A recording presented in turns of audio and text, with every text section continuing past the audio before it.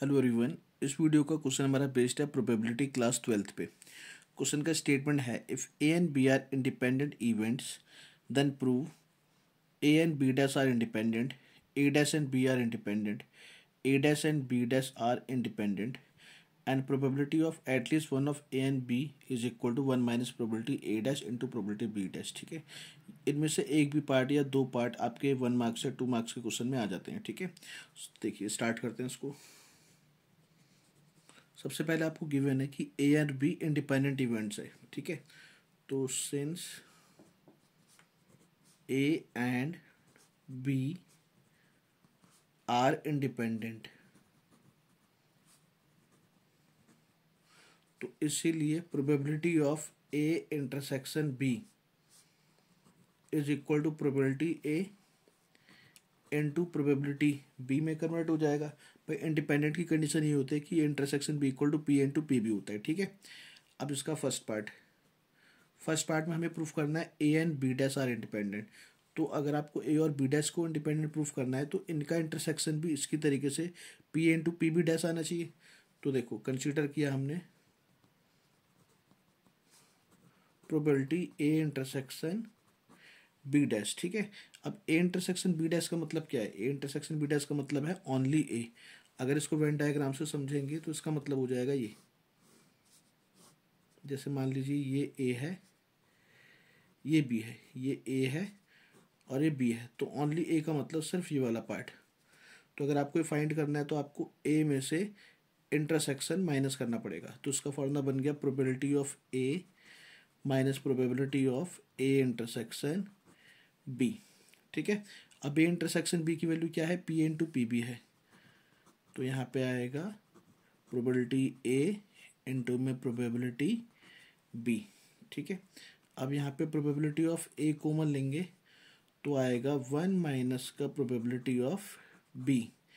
1 minus probability B का मतलब B probability B dash, तो probability A into probability B dash. तो probability of A intersection B dash is equal to आ गया P A into P B dash. इसका मतलब A and B dash are independent. ये हमारा first part हुआ। ठीक है, अब सेकंड पार्ट में इसने बोला है कि A dash and B are independent. ठीक है, तो देखो सेकंड पार्ट में हम इसमें कंसीडर करेंगे probability of A dash intersection B. जैसे यहाँ पे ए इंटरसेक्शन बी डैश का मतलब ओनली ए था, ऐसे यहाँ पे ए डैश इंटरसेक्शन बी का मतलब ओनली बी होगा। ठीक है, अब ओनली बी का मतलब हो जाएगा इस तरीके से, अगर ये ए और ये बी तो ओनली बी का मतलब हो गया वाला पार्ट।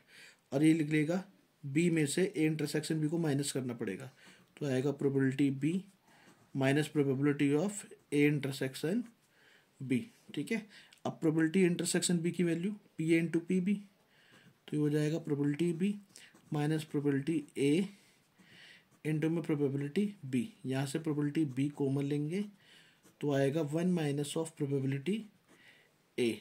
ठीक है, अब यहाँ पे 1 माइनस प्रोबेबिलिटी ए को प्रोबेबिलिटी ए डैश लिख सकते हैं। ठीक है, ठीक है, और इसको आप probability A dash into probability B लिख सकते हो, मतलब आगे पीछे ऐसे लिख सकते हो।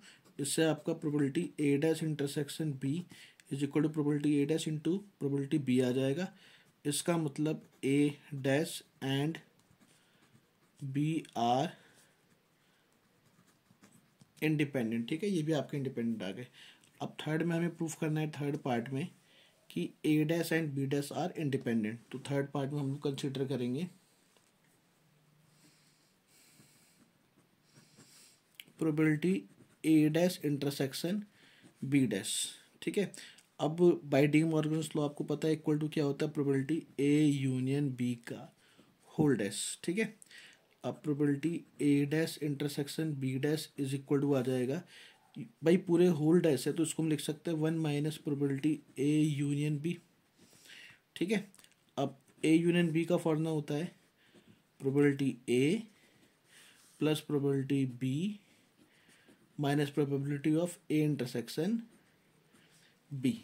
ठीक है, अब माइनस से साइन चेंज होगा तो आएगा 1 minus probability A minus probability B और माइनस माइनस प्लस का प्रोबेबिलिटी ए इंटरसेक्शन बी। अब प्रोबेबिलिटी ए इंटरसेक्शन बी की वैल्यू हमारी हो जाएगी P A into P B.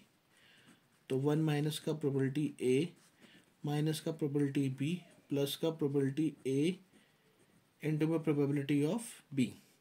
अब 1 माइनस का प्रोबेबिलिटी ए की वैल्यू हो जाएगी क्या, प्रोबेबिलिटी ए डैश। अब यहाँ से और यहाँ से अगर माइनस का प्रोबेबिलिटी बी को लेंगे तो ब्रैकेट में बचेगा 1 माइनस प्रोबेबिलिटी ए। 1 माइनस का probability of A is equal to किसकी हो जाएगा, ये आपका बन जाएगा प्रोबेबिलिटी ए डैश। अब यहाँ से प्रोबेबिलिटी ए डैश को लेंगे तो क्या आएगा, 1 माइनस का probability of B. 1 minus probability B is equal to क्या हो जाएगा, प्रोबेबिलिटी ऑफ बी डैश। अब probability of A dash intersection B dash is equal to आ गया probability A dash into probability B dash. इसका मतलब A dash and B dash are independent.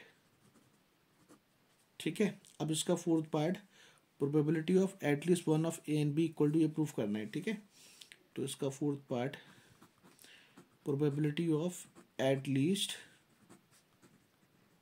One of A and B. भाई at least one of A and B का मतलब हो गया कम से कम एक हो। कम से कम एक का मतलब एक भी हो सकता है और दोनों भी हो सकते हैं। इसका मतलब इसमें आपको probability A union B find करना है। ठीक है, अब प्रोबेबिलिटी ए यूनियन बी का फॉर्मूला प्रोबेबिलिटी ए प्लस का probability of B minus probability A intersection B. ठीक है, अब यहाँ पे ए इंटरसेक्शन बी की value probability A plus probability B, intersection B की value P A into P B हो जाएगी, P A into P B. ठीक है, अब यहाँ से और यहाँ से पी बी कॉमन लेंगे तो पी ए प्लस का पी बी अगर हम लोग कॉमन लेंगे तो आएगा 1 माइनस का प्रोबेबिलिटी ऑफ ए। 1 माइनस का प्रोबेबिलिटी कितना हो जाएगा, पी ए डैश हो जाएगा। तो देखो ये तो आपका पी ए डैश बन गया है। ठीक है ना, मगर आपको आंसर क्या लाना है, 1 माइनस का P A dash P B dash. मतलब कहीं पे भी सिंपल ए और बी नहीं है, सिर्फ डैश में लेके आना है। तो इसलिए हम लोग क्या करेंगे, पी ए को 1 माइनस का प्रोबेबिलिटी ऑफ ए डैश लिख लेते हैं और पी बी को 1 माइनस का प्रोबेबिलिटी बी डैश लिख लेते हैं। और प्रोबेबिलिटी ऑफ 1 माइनस प्रोबेबिलिटी ए कितना हो जाएगा, प्रोबेबिलिटी ए डैश। ठीक है, इसमें मल्टीप्लाई कराएंगे तो आएगा 1 माइनस प्रोबेबिलिटी, ये तो सेम रहेगा, इसकी मल्टीप्लाई कराएंगे तो आएगा प्रोबेबिलिटी ए डैश माइनस का probability A dash into probability B dash. तो इससे कैंसिल आउट, तो ये आ गया 1 माइनस का probability of A dash into में प्रोबेबिलिटी ऑफ बी डैश। ये आपसे प्रूफ करवाया था, तो ये इसका फोर्थ पार्ट का भी आंसर आ गया। ठीक है।